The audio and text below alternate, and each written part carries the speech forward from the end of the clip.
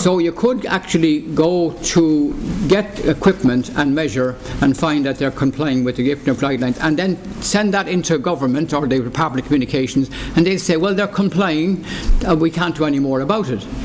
They're powerless to do anything about it.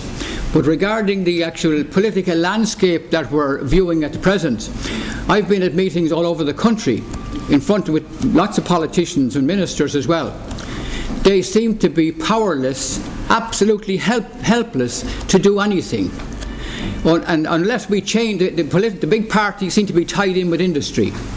And unless you change politics from the big parties to the independents, the people who are not tied into industry, then you won't get anywhere. That's my own personal view. We need to change the face of politics, because the way it is at the moment, politicians are tied into industry and they are almost helpless, as Noel O'Flynn report he hinted, that they're only there to invigilate. They can't make decisions. Just Liam, to come back to that point again. Lady at the back there with a hand.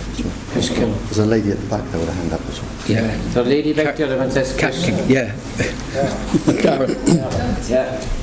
I just wanted to ask Mr. Trower, in relation to the Dr. Cherry report, you were saying that there's 122 research studies combined in what he's saying. 122. Have they actually been submitted to the WHO, those research studies?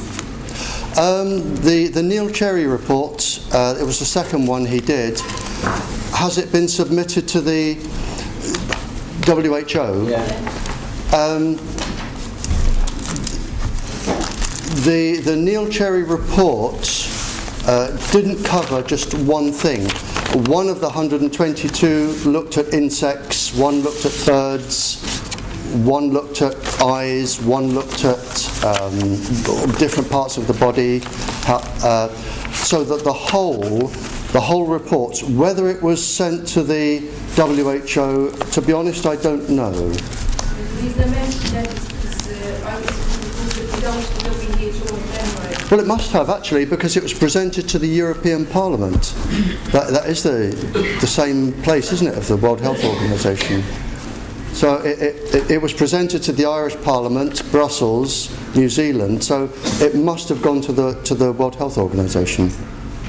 It's just that they're actually looking for evidence to be submitted completely separate to what the governments are submitting, because they're only getting one-sided version. Yeah, well, it's there.